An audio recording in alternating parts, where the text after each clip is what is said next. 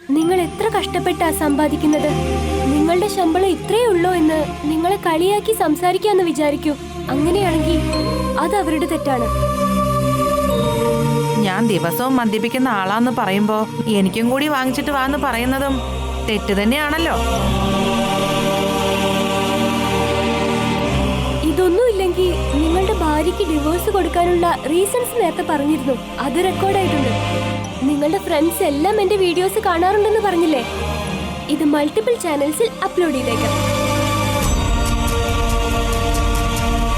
നിങ്ങളുടെ ഫ്രണ്ട്സിൽ എത്ര പേര് നിങ്ങൾക്ക് വോട്ട് തരുമെന്ന് നോക്കാം. അയ്യോ, അങ്ങനെയൊന്നും ചെയ്യല്ലേ മോളെ. ആ വീഡിയോ ഇട്ട് കഴിഞ്ഞാ എന്റെ മാനം തന്നെ പോവും. അപ്പൊ ദിവസവും മദ്യപിക്കുന്നില്ലേ? അപ്പൊ നിങ്ങളുടെ ജീവൻ പോയില്ലേ? അതുകൊണ്ടാ വേണ്ടാന്ന് പറയുന്നത്. അതാണോ നിങ്ങളുടെ ഭാര്യ ചെയ്ത തെറ്റ്? നിങ്ങൾ എന്നൊരാള് നിങ്ങളുടെ ടീമിലില്ലെങ്കിൽ ആ ടീമിൽ ഒരാള് കുറഞ്ഞെന്നേ ഉള്ളൂ. പക്ഷേ നിങ്ങളുടെ ഭാര്യയ്ക്ക് ജീവിതം തന്നെ ഇല്ലാതായ പോലെയല്ലേ? നിങ്ങളുടെ പ്രശ്നം എന്താണെന്നറിയോ? എന്താണ് നല്ലത്, എന്താണ് ചീത്ത എന്ന് പറഞ്ഞു തരാൻ മുതിർന്ന ആരും വീട്ടിലില്ലാത്തതാ. നിങ്ങളുടെ ഇഷ്ടദൈവം ഏതാ? വെങ്കടേശ്വര സ്വാമിയാ. ഒരു ദിവസം ആ ദൈവത്തിന് സമർപ്പിച്ചു എന്ന് വിചാരിച്ചോളൂ. നിങ്ങളുടെ ബന്ധുക്കൾ, കൂടപ്പിറപ്പുകൾ, അമ്മ, അച്ഛൻ, വേണ്ടപ്പെട്ടവർ എല്ലാവരെയും നിങ്ങളുടെ വീട്ടിലേക്ക് വിളിക്കൂ. എല്ലാവരോടും ചേർന്ന് സംസാരിക്കൂ. സന്തോഷമായിട്ടിരിക്കൂ. ഒരേ ഒരു ദിവസം. എന്നിട്ടും നിങ്ങളുടെ ജീവിതം മാറുന്നില്ലെങ്കിൽ എന്നോട് ചോദിക്കൂ. Just one day.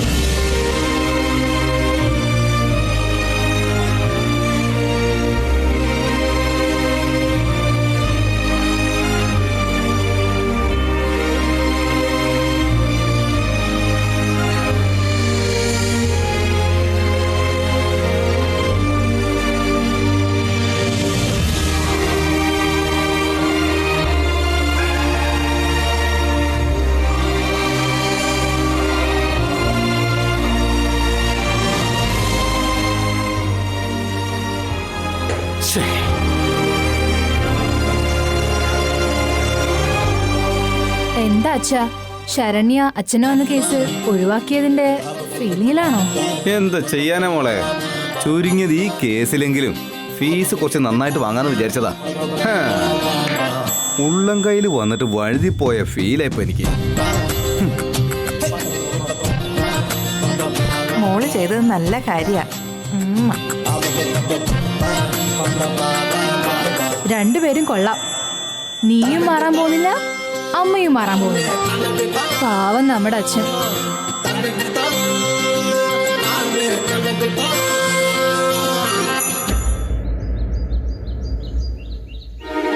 എന്താ മോളെ, ശരിക്കും ആ വീഡിയോ അപ്ലോഡ് ചെയ്യാൻ പോവാണോ?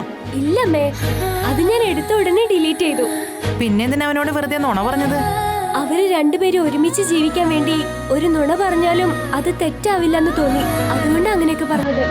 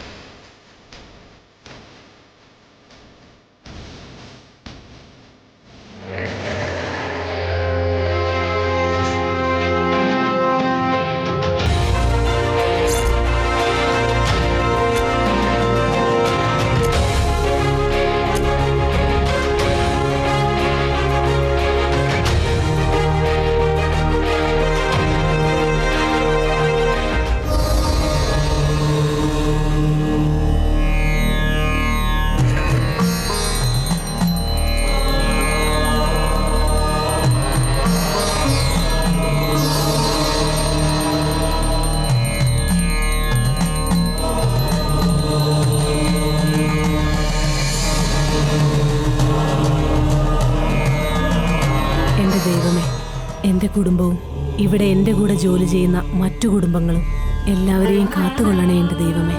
കുറച്ചു പേർക്ക് എന്നും സഹായം ചെയ്യാനുള്ള അവസ്ഥ എനിക്ക് ഉണ്ടാക്കി തരണമേ ദൈവമേ.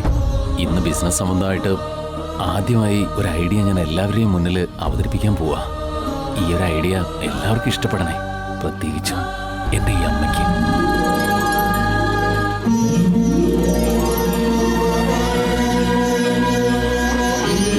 കപില. Yes madam. ചേച്ചിയൊക്കെ ഇന്ന് മീറ്റിംഗ് മീറ്റിംഗ് ഉള്ളതുകൊണ്ട് എല്ലാവരും മാഡത്തിന് വേണ്ടി കോൺഫറൻസ് ഹാളിൽ വെയിറ്റ് ചെയ്തോണ്ടിരിക്കുക. ദർശൻ, എന്നാ പോകാം.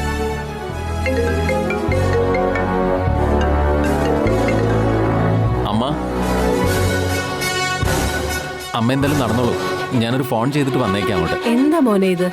ഇന്നൊരു പ്രസന്റേഷൻ ചെയ്യാന്ന് നീ പറഞ്ഞതല്ലേ? എല്ലാരും അതിനല്ലേ വെയിറ്റ് ചെയ്തിരിക്കുന്നേ. എന്നിട്ടിപ്പോ ഫോൺ ചെയ്തിട്ട് വരാന്ന് പറഞ്ഞാ ഈ കോൾ അത്രക്ക് ഇമ്പോർട്ടന്റ്? കുറച്ച്. മീറ്റിംഗ് കഴിഞ്ഞതിന് ശേഷം നിനക്ക് സംസാരിക്കാമല്ലോ. അതിനുള്ള സമയം തരണ്ടേ എനിക്ക്? എന്താ?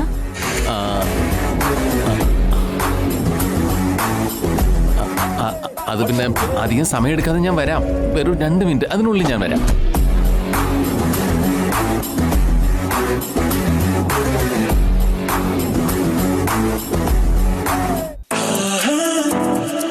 Hello. Hi Darsh, good morning. അത് നീ രാവിലെ ഫോൺ ചെയ്തപ്പോ പറഞ്ഞതല്ലേ? എനിക്ക് ഒന്നുകൂടെ പറയണമെന്ന് തോന്നി, അതുകൊണ്ട് ഒന്നുകൂടെ വിളിച്ചു. നമ്മുടെ രണ്ടുപേരുടെയും ഹാർഡ് വർക്കിന്റെ ഫലമായി നിന്റെ അമ്മ എല്ലാവർക്കും പ്രസന്റേഷൻ കൊടുക്കാൻ പോവല്ലേ. അതിനെന്റെ all the best. Thank you. ആ പിന്നെ ഒരു സെക്കൻഡ്, നീ കോള് കട്ടിയല്ലേ? ബ്ലൂടൂത്ത് ഓണാക്കി വെക്ക്, ഞാൻ ലൈനിൽ നിൽക്കാം. എന്തിനാത്?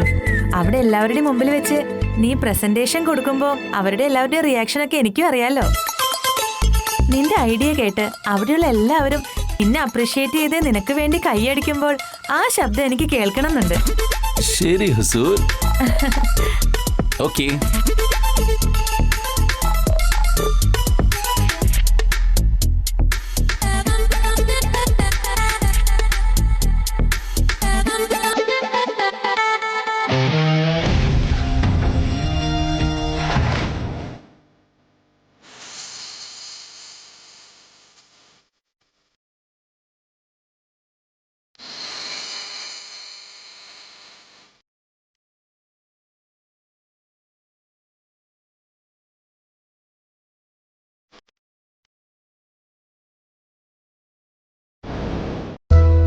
എത്ര തവണ ഞാൻ പറഞ്ഞതാ, ഞാൻ വരുന്ന സമയത്ത് എഴുന്നേറ്റ് നിൽക്കാൻ പാടില്ലെന്ന്.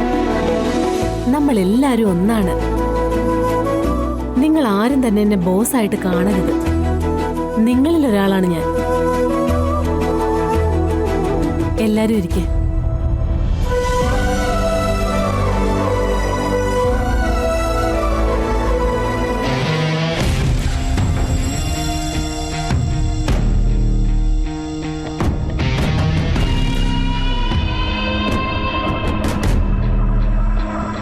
ഈ വർഷം കാർത്തിക മാസത്തെ സെയിൽസ് കൂടി ചേർത്ത് രാജ്കോട്ടി സിൽക്സിന്റെ സെയിൽസ് ഒരുപാട് ഉയർന്നിട്ടുണ്ട്. വലിയ മുന്നേറ്റമാണ്, ഒരുപാട് ലാഭം ഉണ്ടായിട്ടുണ്ട്. അതിനുവേണ്ടി നമ്മളെ സപ്പോർട്ട് ചെയ്ത, നമ്മളെ സഹായിച്ച ഓരോരുത്തർക്കും എന്റെ ഹൃദയം നിറഞ്ഞ നന്ദി രേഖപ്പെടുത്തുകയാണ്.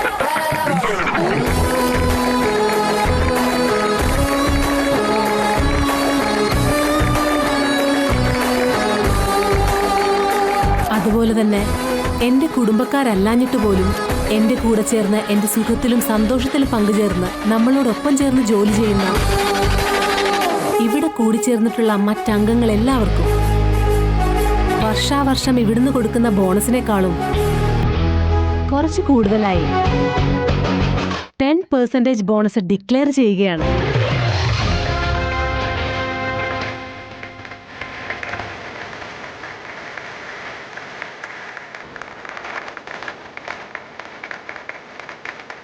ഓണർ ലാഭം മാത്രമേ നോക്കൂ, വർക്കേഴ്സിന്റെ ശമ്പളം മാത്രമേ നോക്കൂ എന്നൊക്കെ ഉള്ള മിഥ്യാധാരണ മാഡം മാറ്റി കുറിച്ചിരിക്കുക. ഓണറും വർക്കേഴ്സും എന്നുള്ള വ്യത്യാസം കാണിക്കാത്ത കുടുംബം, അതായത് ഒരു മാതൃകാ കുടുംബം തന്നെയാണ് നിങ്ങളുടെ കുടുംബം.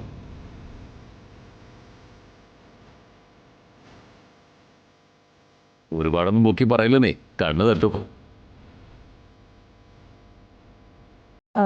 ദർശൻ എന്തോ പ്രസന്റേഷൻ കൊടുക്കുന്നുണ്ടെന്ന് പറഞ്ഞല്ലോ. ശരിയാ, നമ്മുടെ ബിസിനസ്സിന് ഇനിയും ഗ്രോത്ത് ഉണ്ടാവാൻ വേണ്ടി അവന്റെ കയ്യിൽ എന്തോ ഐഡിയ ഉണ്ടെന്നാ പറഞ്ഞത്. ദർശൻ,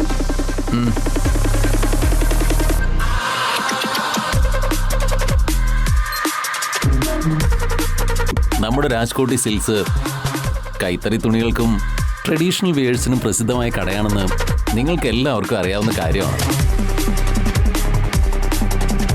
എന്നാ കാലത്തിനനുസരിച്ച് നമ്മുടെ ബിസിനസ്സിൽ ചെറിയ ചെറിയ മാറ്റങ്ങൾ വരുത്തിക്കൊണ്ട് പോയാൽ ഇനി ഉയർച്ചകളിലേക്ക് എത്തുമെന്ന് ഞാൻ ശരിക്കും വിശ്വസിക്കുന്നുണ്ട്. ഏത് ബിസിനസ് വേണമെങ്കിലും എടുത്തു നോക്കിക്കോ, ജനറേഷൻ മാറുന്നതിനനുസരിച്ച് എല്ലാവരും അവരുടെ ബിസിനസ് മോഡൽസ് മാറ്റിക്കൊണ്ടേ ഇരിക്കുന്നുണ്ട്. Especially textiles business.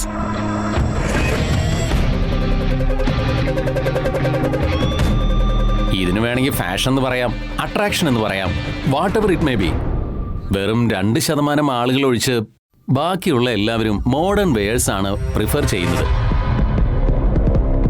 ലോകത്തിൽ എവിടേക്കോ തയ്യാർ ചെയ്യപ്പെടുന്ന എല്ലാ തരത്തിലുള്ള മോഡേൺ വെയേഴ്സും ഇവിടെയുള്ള എല്ലാ ഷോപ്പുകളിലും ലഭിക്കുന്നുണ്ട്, എസ്പെഷ്യലി നമ്മുടെ ഷോപ്പ് ഒഴിച്ച്.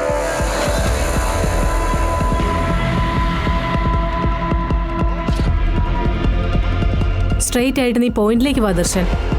നമ്മുടെ ഈ രാജ്കോട്ടി സിൽക്സിന് വലിയൊരു പേരുള്ളത് കൊണ്ട് ട്രഡീഷണൽ വസ്ത്രങ്ങളുടെ കൂടെ മോഡേൺ ഡ്രസ് വെയേഴ്സും നമ്മൾ വിൽപ്പന തുടങ്ങിക്കഴിഞ്ഞാൽ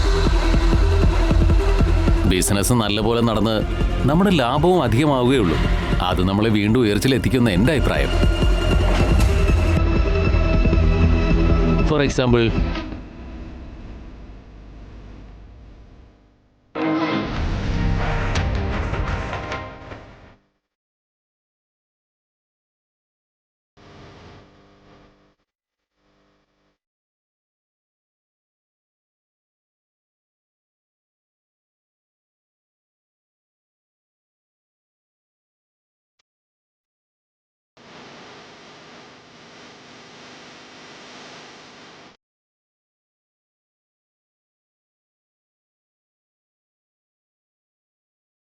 this is my idea.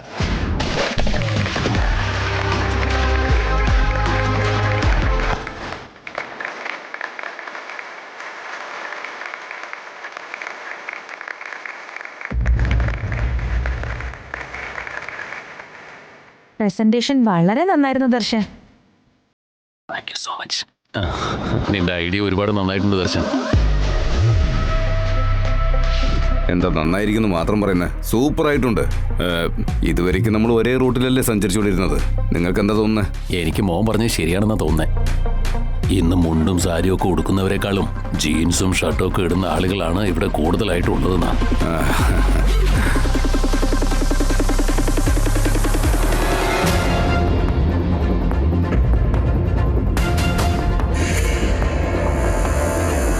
എന്തു പറ്റി ആനന്ദ, നീ എന്താ ഒന്നും മിണ്ടാത്തെ?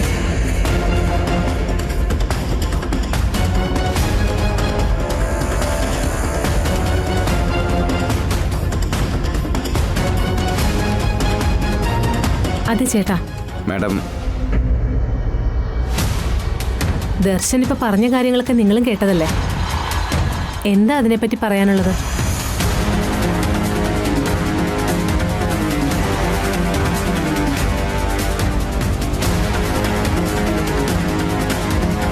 ഇത്രയും പേരിയ്ക്കുമ്പോൾ എൻ്റെ അഭിപ്രായം മാത്രം എന്തിനാ മാഡം ചോദിക്കുന്നത്? ഈ കട എന്നാണോ തുറന്നത് അന്ന് മുതൽ ഈ ഷോപ്പിൽ ഞങ്ങൾക്ക് വേണ്ടി ജോലി ചെയ്യുന്ന ആളല്ലേ നിങ്ങള്? കട തുടങ്ങിയിട്ട് ഇത്രയും വർഷങ്ങളിൽ നമ്മുടെ രാജ്കോട്ടി സിൽക്സ് നേരിട്ട ഒരുപാട് തോൽവികളും ഉണ്ടായിട്ടുണ്ട്, അതുപോലെ ഒരുപാട് മുന്നേറ്റങ്ങളും. അതുകൊണ്ട് നമ്മൾ എന്ത് ചെയ്താലാ നന്നാവുകയെന്ന് നിങ്ങളുടെ മനസ്സിലുള്ളത് എന്നോട് വ്യക്തമായിട്ട് തുറന്നു പറയണം.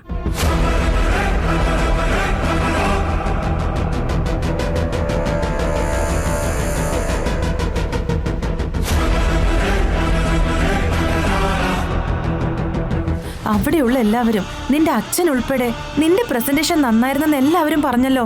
പിന്നെ എന്തിനാ നിന്റെ അമ്മ ഒരു വേലക്കാരനോട് അഭിപ്രായം ചോദിക്കുന്നത്? നോക്കൂ ചേട്ടാ, നിങ്ങൾക്ക് എന്താണ് തോന്നുന്നത് അതങ്ങ് പറയേ. മോൻ പറഞ്ഞ കാര്യങ്ങളൊക്കെ വളരെ നല്ല കാര്യങ്ങളാണ് മാഡം.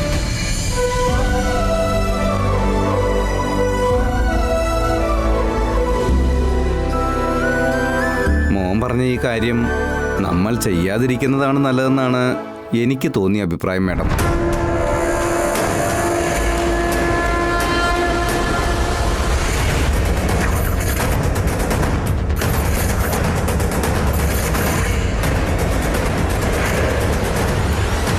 എന്താ നിങ്ങൾ ഇങ്ങനെയൊക്കെ പറയുന്നത്? ഇതേ തുണിക്കച്ചവടം നമ്മുടെ കടയ്ക്ക് ചുറ്റുമായിട്ട് ഒരു 100 പേരെങ്കിലും ചെയ്യുന്നുണ്ടാവും. ഓരോരുത്തരും അവരുടെ കടയ്ക്ക് നല്ല പേരുണ്ടാകണമെന്നും എല്ലാവരെക്കാളും വേറിട്ടൊരു അടയാളം വേണമെന്നും ആഗ്രഹിക്കുന്നവരാണ്. അങ്ങനെയല്ലേ മാഡം? രാജ്കോട്ടി സിൽക്സിന് അതുപോലെ വേറിട്ടൊരു അടയാളം കൊണ്ടുവന്നത് നമ്മുടെ കൈകൾ കൊണ്ട് നെയ്ത തുണികളായതുകൊണ്ടാണ് മാഡം. ഇപ്പൊ നമ്മൾ നല്ലൊരു സാധനം വേണമെന്ന് ആഗ്രഹിച്ചാൽ അത് എല്ലായിടത്തും കിട്ടുന്നതായിരിക്കാം. പക്ഷേ അത് എവിടെയാണ് നല്ലത് കിട്ടുന്നതെന്ന് ചോദിക്കുന്നത് എന്തിനാ? നമ്മൾ കൊടുക്കുന്ന പൈസയ്ക്ക് നല്ല സാധനം കിട്ടണമെന്ന് ആഗ്രഹിക്കുന്നത് കൊണ്ട് മോൻ പറഞ്ഞതുപോലെ എല്ലാവരെയും പോലെ എല്ലാ തുണിത്തരങ്ങളും കൊണ്ടുവന്ന് നമ്മുടെ തുണിക്കടയിൽ വെച്ച് വിറ്റാൽ നമുക്ക് ലാഭം ഉണ്ടാകാം. പക്ഷേ നമുക്ക് നമ്മുടെ അടയാളം നഷ്ടപ്പെടും മാഡം. എല്ലാവരെയും പോലെ നമ്മളും 10 11 എന്ന പോലെ ആയിത്തീരും.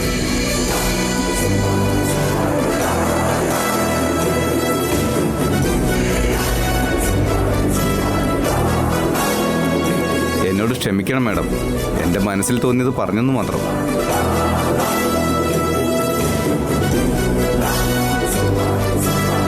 വിദ്യാഭ്യാസത്തിലൂടെ നേടുന്ന അറിവിനേക്കാളും അനുഭവത്തിലൂടെ ലഭിക്കുന്ന അറിവാണ് എപ്പോഴും എന്നും വളരെ ശരിയായി വരുന്നത്. അങ്കിള് പറഞ്ഞതൊക്കെ ദർശൻ കേട്ടില്ലേ? മാറ്റം നമുക്ക് അനിവാര്യമാണ്. പക്ഷേ നമ്മുടെ അടിവേരിളക്കുന്ന തരത്തിലുള്ള മാറ്റങ്ങളൊന്നും നമുക്കിവിടെ വേണ്ട മോനെ.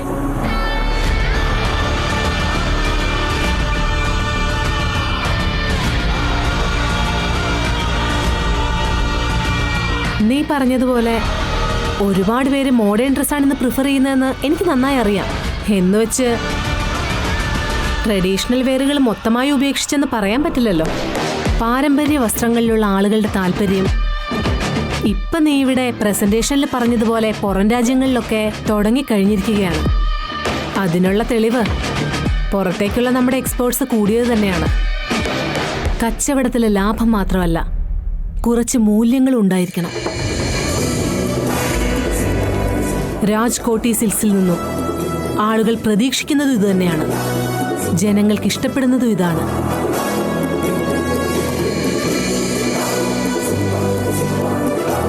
സോ ഈ അങ്കിള് പറയുന്നത് 100% ശരിയാണ്.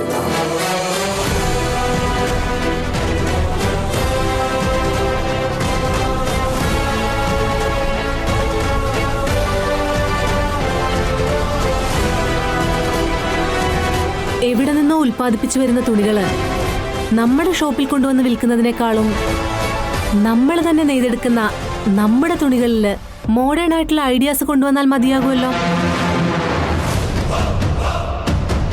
കാണുമ്പോൾ ശരിക്കും ട്രഡീഷണൽ വെയർ പോലെ തന്നെ ഇരിക്കണം. അതിലെ പഴമയൊട്ടും നഷ്ടപ്പെടാൻ പാടില്ല. എന്നാൽ അതില് ചെറിയ പുതുമയൊക്കെ നമുക്ക് നൽകാം. അങ്ങനെ ഒരു ഡിസൈനെ കുറിച്ച് ആലോചിക്കൂ. ഓക്കെ അമ്മ.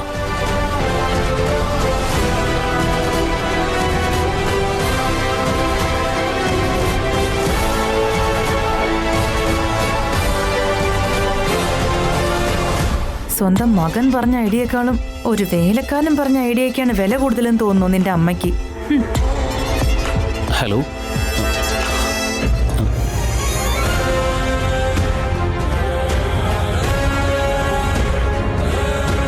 നിന്റെ വരുംകാല വധുവിന് നീ ഏത് തരത്തിലുള്ള ഡ്രസ്സാണോ ഡിസൈൻ ചെയ്യാൻ ആഗ്രഹിക്കുന്നത്, എത്ര ഭംഗിയായിട്ട് അത് ഡിസൈൻ ചെയ്യണമെന്ന് നീ ആഗ്രഹിക്കുന്നോ അതുപോലെ തന്നെ ആവണം.